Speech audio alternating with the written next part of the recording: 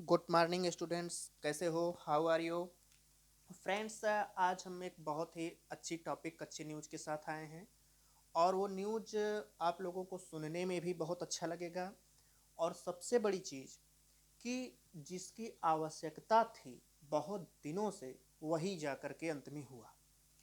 Friends, कल रात में या कल ही के दिन ले लीजिए, यूजीसी, जो बच्चे द हिंदू पढ़ते होंगे उनको मालूम होगा। और द हिंदू के अलावा ये वीडियो पूरे भारत के लिए है, पूरे भारत के बच्चों के लिए है। कल यूजीसी ने एक बहुत बड़ा बदलाव किया। उसमें हमारे माननीय श्री केंद्रीय गृह मंत्री अमित शाह जी भी थे। समस्त इंटरनेशनल रिप्रेजेंटेटिव जो बुक पब्लिशर हैं वो थे। और वो इतना बड़ा बदलाव किया गया, इतना बड़ा बदलाव किया गया कि उसकी आवश्यकता, एक तरीके से हम कह दें तो जब देश आज़ाद हुआ था तब था। लेकिन देश आज़ादी के 75 सालों बाद आज वो बदलाव हुआ।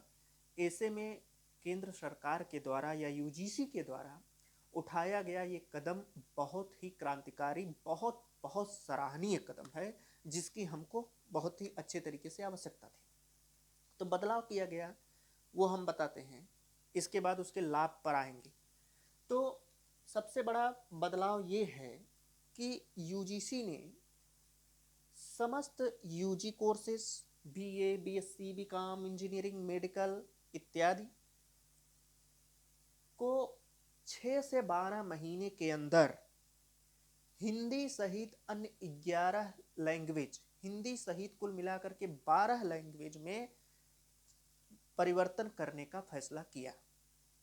यानी कि अब आपके साथ एक ऐसा परिवर्तन हुआ है जिसकी आप अपेक्षा रखते थे, जिसको लेकर के आप बहुत परेशान थे, जिसको लेकर के आप तनाव में रहते थे, डिप्रेस में रहते थे। कहीं भाग जाने का मन करता था, कहीं छोड़ देने का मन करता था, कहीं पढ़ाई छोड़ देने की इच्छा कहती थी। इतना बड़ा बदलाव आप कह सकते हैं।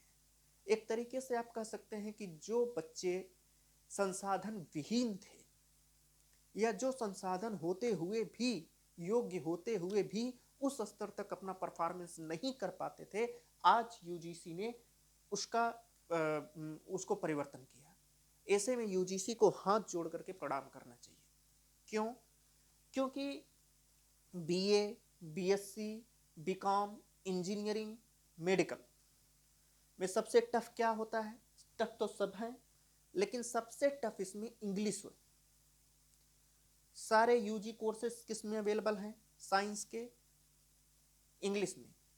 बीए के सारे कोर्सेज कहाँ अवेलेबल हैं? अच्छे विश्वविद्यालयों में, इंग्लिश में। तो हिंदी मीडियम के विद्यार्थियों के लिए एक चुनौती क्या थी? चाहे वो इंजीनियरिंग की तैयारी करें, मेडिकल की तैयारी करें, या इंग्लिश मीडियम में जो सब्जेक्ट लागू हैं उसकी तैयारी करें, या यूपीएससी की तैयारी करें, कुछ भी करें, उनकी सबसे बड़ी चुनौती क्या थी? इंग्लिश को लेकर के। इंग्लिश उनको जरा सा भी समझ में नहीं आता, ये मैं दावे के साथ कह सकता हूँ। क्यों? क्योंकि उसी परिस्थिति से मैं भी गुजरा हूँ।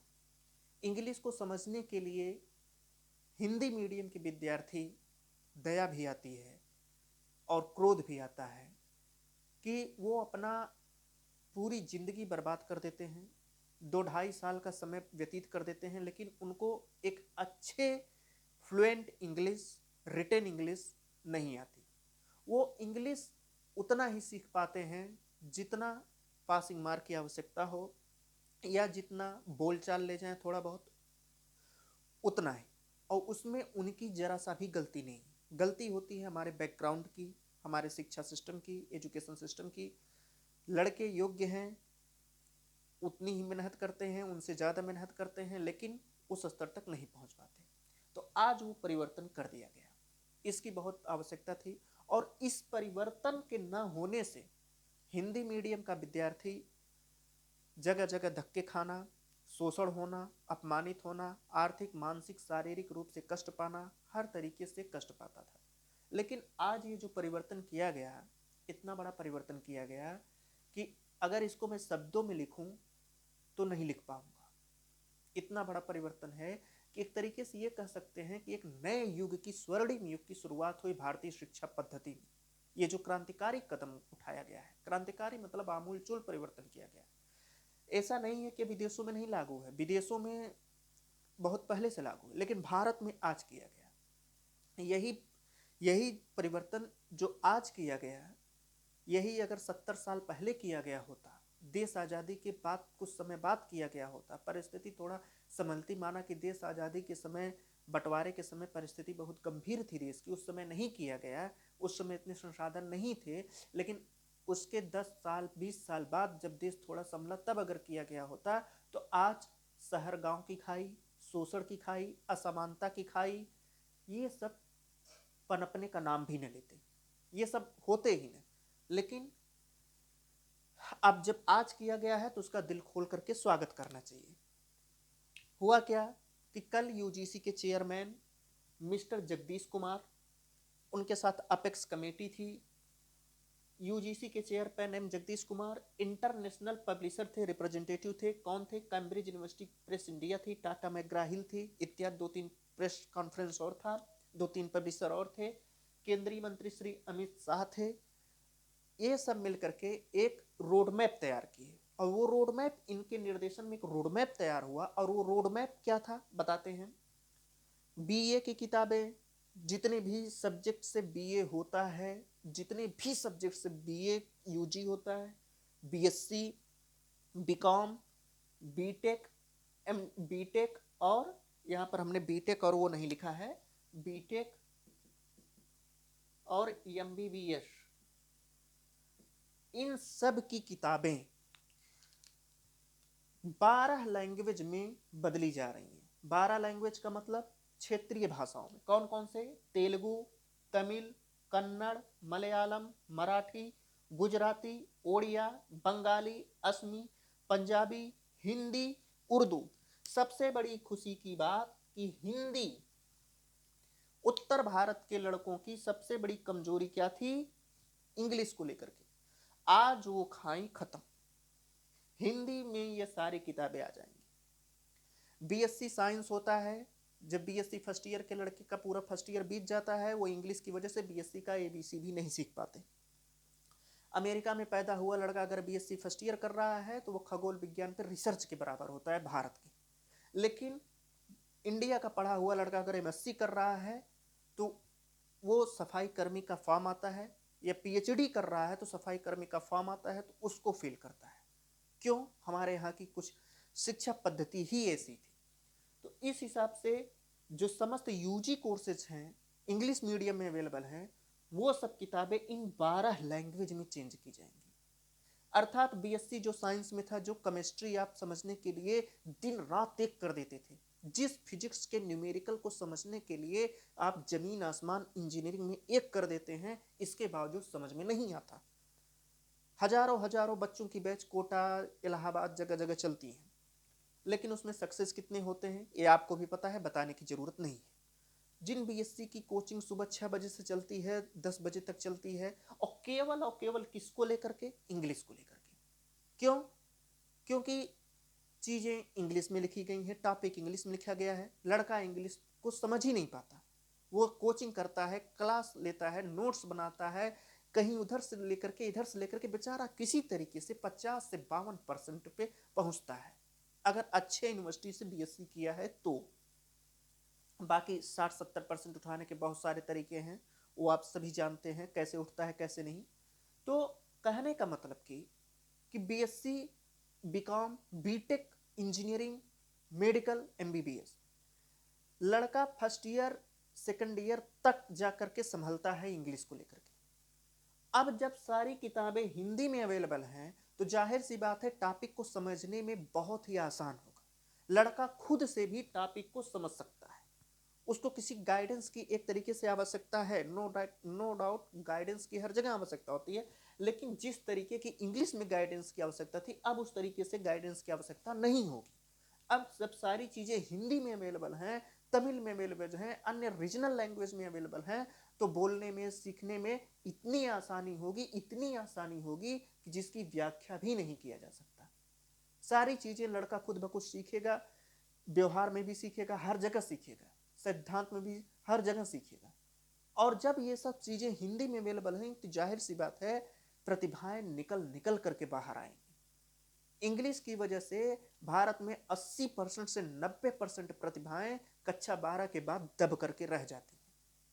एमएससी किया हुआ लड़का जो सेंट्रल यूनिवर्सिटी से एमएससी किया है, अगर उसे 10 मिनट इंग्लिश बोलने के लिए कह दिया जाए तो वो अवेलेबल नहीं होगा। इतनी वीक सिस्टम से एजुकेशन है। लेकिन जब चीज़ें हिंदी में रहेंगी तो जाहिर सी बात है, जब चीज़ें अन्य बरहो लैंग्वेज में रहेंगी तो आप किसी भी लैंग्वेज में किताब उठा के पढ़ सकते हो जिस क्षेत्र के आप हो। ठीक, तो आपको चीज़ों को समझने में, न्यूमेरिकल को समझने में, इंजीनियरिंग की तैयारी करता हुआ बच्चा जो कक्षा 12 तक यूपी बोर्ड से पढ़ा हुआ है और जब वो आईआईटी की तैयारी करने जाता है तो पहला गेंद बाउंसर ही मिलता है उसको। क्यों? क्योंकि इतनी टफेस्ट लैंग्वेज से वो आता है। हिंदी हिंदी रहती है, इंग्लिश वो पासिंग मार्क तक पढ़ा हुआ होता है। इसके बाद इंजीनियरिंग की सारी किताबें इंग्लिश में रहती हैं, उसको समझ में नहीं आता हम पढ़ क्या रहे हैं। जब तक वो इंग्लिश की ABC सीखता है तब तक आईआईटी का आधा कोर्स खत्म हो जाता है, 60 से 70% कोर्स खत्म हो जाता है। तो वो यूपी बोर्ड का बेचारा लड़का फ्रस्ट्रेट हो जाता है। ऐसे में वह छोड़ देता है। घर के लोग, समाज के लोग, रिश्तेदार, पास पड़ोस के सब लोग उसे गाली देते हैं। ऐसे में वो तनाव में आ जाता है। उसकी गलती नहीं होती है। क्यों? क्योंकि इंग्लिश समझ में ही नहीं आती। क्योंकि बोलने वाला वहाँ पर जो पढ़ा रहा है वह इंग्लिश में बोलता है, क्योंकि कोर्स ही इंग्लिश में है। और इंग्लिश जब समझ में नहीं आएगी, न्यूमेरिकल सब इंग्लिश में लिखा गया है, इंग्लिश समझ ही नहीं पा रहे हो तो उसको हल क्या करोगे? पहले समझ लो तब हल करो। जब समझ में ही नहीं आया तो उसको सॉल्विंग करने की बात ही नहीं है। तो इस हिसाब से अब जब ये सारी चीज़ें हिंदी में अवेलेबल हैं तो जाहिर सी बात है हिंदी मीडियम का शोषित विद्यार्थी, हिंदी मीडियम का पढ़ा हुआ लड़का उन सारे एक ग्रेड के विद्यार्थियों से अपना कंपैरिजन कर सकेगा जो बचपन से ही आईसीएसई या सीबीएसई बोर्ड में पढ़े हों, शहर में पैदा हुए हों, एक ग्रेड की सुविधा युक्त हो। इंजीनियरिंग की कभी आप कोचिंग में जाइए तो 500-600 की बच्चे 500-600 बच्चों की बैच एक साथ चलती है इंजीनियरिंग मेडिकल की, उसमें से 10 से 15 मुश्किल से सक्सेस हो पाते हैं। और वह आईआईटी में 5 से 10 5 बच्चे बहुत मुश्किल से। क्यों? और बाकी बच्चे हिंदी मीडियम के रहते हैं। कोई यूपीटीयू में लिया, हायर रैंक पे लिया, 1 लाख 10 लाख, कोई डोनेशन पे कर रहा है जिसका कोई मीनिंग नहीं है। तो इस हिसाब से अब जाकर के भारत में जो कल चेंज किया गया, अगर किताबें हिंदी में रहेंगी तो जाहिर सी बात है लड़के विज्ञान की तरफ इतना अट्रैक्ट होंगे। विज्ञान बहुत रुचिकर सब्जेक्ट है। बीएससी एमएससी के बाद लड़का वैसे भी इंग्लिश से ऊब जाता है, वो वहीं छोड़ देता है, बाद में बीएड करके टीचिंग की तैयारी करता है, नौकरी पाता है। अब जब लड़के ये सारी चीज़ें हिंदी में अवेलेबल हैं, सारी किताबें यूजी की सारी किताबें हिंदी में और अन्य बरहो लैंग्वेज में आ जाएंगी। और इसके बाद इन इसके जो ये 6 से 12 महीने का समय यूजीसी के द्वारा इन पब्लिशर्स को दिया गया है कि आप 6 से 12 महीने में BA, BSc, BCom, BTech, MBBS की सारी किताबों को हिंदी और अन्य 11 लैंग्वेज में कन्वर्ट करिए, जो यहाँ पर लिखा गया है। अगर ये 6 से 12 महीने के समय में कन्वर्ट हो गई और इसके बाद पीजी कोर्सेज की सारी किताबों को कन्वर्ट करना है। अभी पीजी कोर्सेज का टाइम नहीं दिया गया है, लेकिन ये गाइड दिया गया है कि आप पीजी कोर्स जितने अवेलेबल हैं उनको भी बरहो लैंग्वेज में आप कन्वर्ट करिए। तो जब सारी किताबें आपके सामने आपके भाषा में होंगी तो सोचिए कितना इंटरेस्टेड होगा। कोई हवाई जहाज उड़ रहा है और वहां से मिसाइल दागी जा रही है। सोचिए इतना इंटरेस्टेड टॉपिक, इतना इंटरेस्टेड विषय फिजिक्स है कि जिसकी कोई सीमा नहीं। सारी बीटेक जो साइंटिक है, एरोनॉटिक्स है, सब कुछ इंग्लिश में है। अगर वो सब हिंदी में आपको मिल जाए तो क्या बात है। आप हवाई जहाज में बैठे हो, लड़ाकू विमान में बैठे हो और वहां से आपको मिसाइल दागना है और आपको कैलकुलेट करके निकालना है। इंजीनियरिंग में यही सिखाया जाता है, कैलकुलेट करके निकालना है कि ये जो बम हम मारेंगे कितने एंगल पे गिरेगा, किस हिसाब से हम फ्लाइट करें। ये सब चीज़ें इंग्लिश में है। हिंदी मीडियम के विद्यार्थी वहाँ पे जा नहीं पा रहा है। और जब यही चीज़ें आपके सामने हिंदी में परोस दी जाएंगी या फिर अन्य आप जिस क्षेत्र के हो उस लैंग्वेज में आ जाएंगी तो सोचिए आपकी जो अंदर की एनर्जी है, जो अंदर का एक तरीके से ज्वाला है, कितने भयंकर तरीके से गरजेगा। तो आप सोच सकते हो कि अब आप कितने हायर लेवल पे जाओगे। अब जो है भारत की जो बेहतरीन क्वालिटी के छात्र थे, जो हिंदी लेकर के इंग्लिश को लेकर के बहुत परेशान थे लेकिन वो बहुत ही योग्य थे, आप उनकी बराबरी नहीं कर सकते। क्यों? क्योंकि वो पढ़ने में तो ए ग्रेड के हैं, लेकिन इंग्लिश की वजह से मार खा जाते थे। अब वो सारी चीज़ें जब लैंग्वेज में कन्वर्ट हो गई हैं, जब आपके सामने आपकी भाषा आ गई, तो आप सोच सकते हो कि आप कितने कितने टैलेंट से उस चीज़ का सामना करोगे। मैथमेटिक्स पूरा का पूरा इंग्लिश में है, बीएससी बीटेक सब कुछ। जब आपको पुल बनाना हो तो फर्स्ट ईयर बीत जाता है केवल इंग्लिश सीखते सीखते, और जब वही चीज़ें आपको भोजपुरी में सिखा दी गई कि भैया पुल बनाना, पुल बना ही लो, वही चीज़ें आपको हिंदी में सिखा दी गई कि पुल बनाना है, इतने मीटर ऊंचाई, इतने मीटर, तो आप सोचिए कितनी अच्छे से आप उसको सीखोगे। और यही नहीं, ये सब चीज़ें आ गई हैं। ऑल इंडिया काउंसिल भी था उस मीटिंग में, टेक्निकल एजुकेशन यही ऑल इंडिया काउंसिल ही देखता है। 270 इंजीनियरिंग किताबों को इसने 12 रीजनल लैंग्वेज में कन्वर्ट करने का निर्देश दिया इन पब्लिशर्स को, 270 लैंग्वेज में। और एमबीबीएस फर्स्ट ईयर की किताबें जो मेडिकल में होती हैं, वो मध्य प्रदेश में अक्टूबर तक हिंदी में आ जाएगी। अब आप सोच सकते हो, जो डॉक्टर बेचारा कक्षा 12 में पढ़ा, हिंदी पढ़ा, इंग्लिश से कभी मुंह देखा नहीं, जाके सीधे एमबीबीएस में किसी तरीके से ले लिया, उसको इंग्लिश समझ में ही नहीं आ रही है। फर्स्ट ईयर में केवल मुर्दा देखते देखते, हाथ पैर हिलाते हिलाते फर्स्ट ईयर बीत गया, बैक पेपर लग गया। अब जब वो हिंदी में सारी किताबें आ जाएंगी तो कितने तरीके उनकी डेवलप कितना हो जाएगी। इस हिसाब से महात्मा गांधी ने एक कथन कहा था कि अगर किसी देश को विकास करना है तो सबसे बड़ी चीज कि वहां की जनता को आप उसी भाषा में शिक्षा दो। ये चीज लागू की गई। महात्मा गांधी का कथन था कि जो कक्षा 5 तक के विद्यार्थी हैं, जो प्रारंभिक शिक्षा है उसको मातृभाषा में कन्वर्ट करो। नो डाउट प्रारंभिक शिक्षा आप मातृभाषा में कन्वर्ट कर दोगे, लेकिन इसके बाद डायरेक्ट इंग्लिश में जाओगे तो लड़का सीख पाता है नहीं, उसको भी कन्वर्ट करने की जरूरत थी। वो आज इनके द्वारा किया गया, इनको नमन है। ठीक है, जिस तरीके से लोग सरदार वल्लभ भाई पटेल को भारत का लौह पुरुष कहते हैं, उसी तरीके से ये जो परिवर्तन किया गया है बरहो लैंग्वेज में, आप उनसे भी बढ़कर मान सकते हो। हिंदी मीडियम के विद्यार्थियों के ऊपर जो सर पर बोझ था, समस्त ब्रह्मांडों का तनाव था, चिंता था, डर था, फेल होने का डर था, गाली सुनने का डर था, वो अब सब खत्म, एक झंझट में खत्म, एक लाइन में खत्म। अब ऐसा कुछ नहीं होगा। आपके सामने मुश्किल से 2023 के लास्ट तक सारी किताबें हिंदी मीडियम में अवेलेबल रहेंगी, उत्तर भारत के लिए। अन्य क्षेत्रों के लिए अन्य क्षेत्रीय लैंग्वेज में अवेलेबल रहेंगी। तो इस हिसाब से यूजीसी के द्वारा ये जो कदम उठाया गया है, भारत में देखिएगा ज्यादा से ज्यादा 5 से 6 सालों में इतना बड़ा वैश्विक स्तर का यह परिवर्तन है। अब जाकर के भारत की शिक्षा पद्धति को यही एक परिवर्तन करना था, बाकी कोई भी परिवर्तन नहीं करना था। आप तरह तरह के एजुकेशन सिस्टम में चेंज करिए, बदलाव करिए, कोर्स बदलिए, वो बदलिए, दुनिया भर का चेंज करिए, कोई इफेक्ट नहीं, जब तक कि समझने वाला आपकी बात समझता नहीं, जब तक कि आप उसकी भाषा में उसको जवाब नहीं देते हो, जब तक कि उसकी भाषा में आप चीजों को नहीं समझाते हो, उस परिवर्तन का कोई भी मतलब नहीं है। नो मीन्स, कोई मतलब नहीं है उस परिवर्तन का। तो अब ये परिवर्तन किया गया। अब जाकर के साइंस के क्षेत्र से जो जो लड़के इंग्लिश की वजह से साइंस छोड़ देते थे, जो लड़के इंग्लिश की वजह से पढ़ाई छोड़ देते थे, अब जब सारी किताबें भैया हिंदी में अवेलेबल हैं मार्केट में, और आप ये चीज जानते हो कि अगर किसी क्षेत्र को विकास करना हो, ठीक है, तो वहां कुछ न करिए, आप छोटी सी एक इकोनॉमी खोल दीजिए। इकोनॉमी का मतलब जैसे इंजीनियरिंग कॉलेज कहीं खुलता है तो वहां पर कोई दुकान खोलने के लिए नहीं कहता है, वहां पर चाय की दुकानें, ब्रेड की दुकानें, सिगरेट की दुकानें, मसाले की दुकानें खुद ब खुद खुल जाती, और इतनी इनकम होती है कि चाय वाला, पान वाला कभी इंजीनियरिंग की दुकान, इंजीनियरिंग कॉलेज या मेडिकल कॉलेज के बगल से दुकान हटाने का नाम ही नहीं लेता है। और इसके बाद जब वो नाम नहीं लेता तो इसी हिसाब से जब ये बरहो लैंग्वेज में आ जाएंगी किताबें, हिंदी, तेलुगु, मलयालम, कन्नड़, उड़िया, असम, पंजाबी, इन सब लैंग्वेज में किताबें आ जाएंगी, कोर्सेज आपके अवेलेबल होंगे, तो सोचिए भोजपुरी में कन्वर्ट होते कितना टाइम। तो सारी किताबें आपकी बोलचाल की भाषा में ही सिखाएंगी।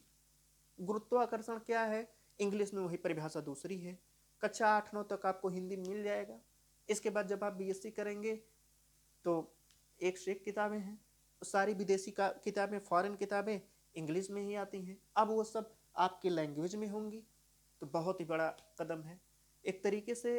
अगर ये इतना बड़ा कदम है, क्रांतिकारी परिवर्तन है, कि अगर मुझे इस पर लेक्चर देने के लिए कह दिया जाए तो मैं दिन भर लेक्चर देता रहूं, तब भी मेरे लिए कम पड़ जाएगा समय। तो इस हिसाब से फ्रेंड्स, इस कदम का स्वागत कीजिए और मनाइए कि अब जो दिक्कतें हम लोगों को फेस करनी पड़ती थी, अब वो दिक्कतें नहीं होंगी। अब आने वाली जनरेशन अच्छे से पढ़ेगी लिखेगी और सारी समस्याएं उसको धीरे धीरे खत्म हो जाएंगी। इंग्लिश को सीखने के लिए आप खुद सोचिए कितना शोषण होता था। अच्छे अच्छे विश्वविद्यालयों में जाइए, अगर जान जाते हैं, मैं खुद गया हूँ, और ऐसे ऐसे स्कूल हैं, ऐसे ऐसे विश्वविद्यालय हैं जहाँ पर इंग्लिश ही बोलना नेसेसरी है। अगर आपने हिंदी का यूज किया तो आप बाहर कर दिए जाओगे। ऐसे ऐसे स्थान हैं, ऐसे ऐसे विश्वविद्यालय हैं, ऐसे ऐसे स्कूल हैं। तो जहाँ पर ऐसी कंडीशंस हों, वहाँ पर एक योग्य विद्यार्थी जो हिंदी मीडियम का है उसके लिए तो भाई बराबरी ही नहीं है। तो इस हिसाब से अगर अब जाकर के है सारी चीज़ें, तो अब सुटेबल है। अब जो हिंदी मीडियम में विद्यार्थी वो हो जा सकेगा। इसरो, डीआरडीओ, वैज्ञानिक संस्थान बंगलौर, इन सब में साउथ इंडियन या इंग्लिश मीडियम के विद्यार्थी भरे पड़े हैं। एक भी साइंटिस्ट का नाम आप हमको बता दीजिए जो हिंदी मीडियम से इन सब जगहों पर गया हो। क्यों? इंग्लिश मेन प्रॉब्लम क्या है, इंग्लिश। तो अब वो सारी दिक्कतें खत्म। अब आप देखेंगे कि उत्तर भारतीय वैज्ञानिक भी उन सब में हिस्सा ले सकेंगे। तो जाहिर सी बात है बहुत सारे अवसर, ये परिवर्तन जो है ना, पहली चीज की शोषण को खत्म किया, शोषण को इसने एंड किया, या अभी एंड नहीं किया है, लेकिन धीरे धीरे 2 से 3 सालों में एंड हो जाएगा। कैसे शोषण? इंग्लिश सीखने के लिए या इन सब की कोचिंग करके आप चीज़ों को समझते थे, और उसमें प्रॉब्लम क्या थी, इंग्लिश। तो इन सब को सीखने के लिए आप कितना फीस देते थे?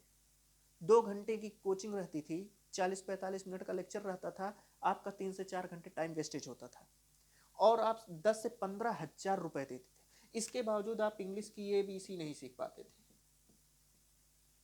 हम लोग भी देखे हैं, इसके बावजूद आप इंग्लिश की ABC नहीं सीख पाते हो। क्यों? क्योंकि इंग्लिश उस हिसाब से सिखाया ही नहीं गया। और जब आप BSc BCom BTech MBBS करते हो तो कोचिंग करते हो। क्यों? क्योंकि भैया इंग्लिश नहीं आती, और इंग्लिश आ गई तो सब्जेक्ट नहीं समझता। हिंदी मीडियम का विद्यार्थी बेचारा इंग्लिश मीडियम से 4 गुना मेहनत करता है लेकिन फल नहीं पाता। क्यों?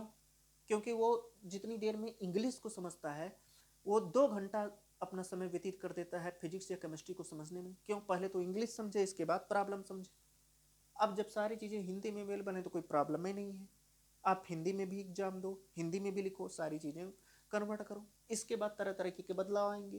पहली चीज़ की शोषण खत्म। दूसरा, जो गांव और शहर की खाई है, गांव शहर की खाई, जो आज भी भारत में बहुत बड़े स्तर पर विद्यमान है, कि गांव के हो, हिंदी में पढ़े हो, यहाँ पर तुम्हारा कोई स्थान नहीं है। तो जब सारी किताबें, सारा कोर्स हमारा लैंग्वेज में अवेलेबल है तो ये खाई खत्म। इस तरीके की मानसिकता रखने वाले लोग अब जाकर के खत्म हो रहे हैं। तो ये सब चीज़ें आ रही हैं। तो एक तरीके से आप यह कह सकते हो कि इसके मैं लाभ काउंट करा रहा हूँ। तीसरा, नई नई प्रतिभाएं, अट्रैक्शन होगा साइंस की तरफ। ठीक है, attract to science, attract to science, science की तरफ जाकर के अट्रैक्ट होंगे लोग, साइंस से उबेंगे नहीं लोग। चौथा, जिन छात्रों में तनाव, डर, चिंता, ठीक है, ये सब आ जाता था, वो सब अब खत्म। क्यों? क्योंकि सारी चीज़ें आपकी लैंग्वेज में उपलब्ध हैं, अवेलेबल हैं। आप जा करके सीधे एग्जाम दो, अच्छा खासा नंबर पाओ। ये सब सारी चीज़ें खत्म। यूपीएससी पता है कि किस भाषा को प्रायोरिटी देता है, किस लैंग्वेज को प्रायोरिटी देता है, आप भी जानते हो, कहने की कोई ज़रूरत नहीं है। हिंदी मीडियम का लड़का अपनी सारी ज़िंदगी यूपीएससी की तैयारी में बिता देता है, किंतु वो सक्सेस नहीं हो पाता। क्यों? उसकी मेन प्रॉब्लम द हिंदू को लेकर के होती है, क्योंकि द हिंदू इंग्लिश में आता है, करंट मिलता नहीं है, बाकी जो अच्छी खासी क्लासेस होती हैं वो इंग्लिश में अवेलेबल है। तो इंग्लिश मीडियम का विद्यार्थी, बीटेक का विद्यार्थी, एमबीबीएस का विद्यार्थी बहुत ही तीव्र गति से यूपीएससी में सिलेक्शन पा लेता है। बेचारा हिंदी मीडियम का विद्यार्थी एमए किया, पीएचडी किया और इसके बाद यूपीएससी प्रीलिम्स नहीं निकाल पाता। क्यों? उस स्तर से पढ़ा ही नहीं है। और यहाँ बीटेक किए हुए लड़के, जबकि बीटेक का कोई कोर्स अवेलेबल नहीं है, बीटेक में करंट भी पढ़ना पड़ता है। क्यों? फर्क होता है इंग्लिश में।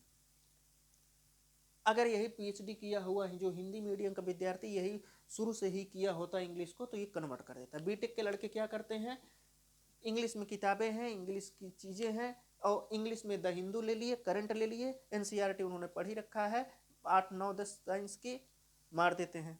और आप उठा के रेशियो देख लीजिए, जो यूपीएससी में जिनका सिलेक्शन होता है उसका रेशियो देखिए, उनके पढ़ने का तरीका देखिए। और बेचारा हिंदी मीडियम का विद्यार्थी बीए एमए तक कुछ पढ़ा ही नहीं, और सीरीज से 60-70% उठा ले गया। इसके बाद जब पीएचडी किया, एमए किया, तो 12 घंटे 15 घंटे लोगों को लगता है कि बहुत पढ़ रहा है, लेकिन वास्तविकता में वो सफल नहीं हो रहा है। क्यों?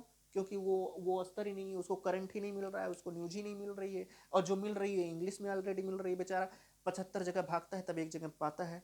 आते जाते वो कहाँ पे सिलेक्शन पाता है? यूपी लोअर, क्योंकि एसडीएम बनने की भी उम्र चली गई। UP lower, UP triple SC, या तो टीचिंग, ठीक है, इन्हीं सब में सिलेक्शन पाता है। तो अब ये सब जो खाई थी ना, ये सब खाई अब धीरे धीरे खत्म हो जाएंगी। और हिंदी मीडियम में अगर ट्रांसलेट हो रहा है तो जाहिर सी बात है अब ट्रांसलेटर भी अच्छे अच्छे आएंगे निकल करके, अन्य सारे जॉब के अवसर लगेंगे, और ट्रांसलेटर आएंगे, उसको समझने के लिए टूल्स आएंगे। तो यह जो परिवर्तन किया गया है, यह परिवर्तन एक ही द्वार नहीं खोल रहा है, बहुत सारे अवसरों को लेकर के आया है। और हमें अब इसका बेहतरीन ढंग से सम्मान करना चाहिए, इससे सीखना चाहिए। अब हमारी जो मुश्किलें, मेन प्रॉब्लम मैं आपको बताऊं, एजुकेशन सिस्टम की मेन प्रॉब्लम क्या थी, भारतीय शिक्षा इतनी वैश्विक स्तर की क्यों नहीं हो पा रही थी, यही बदलाव नहीं हो रहा था।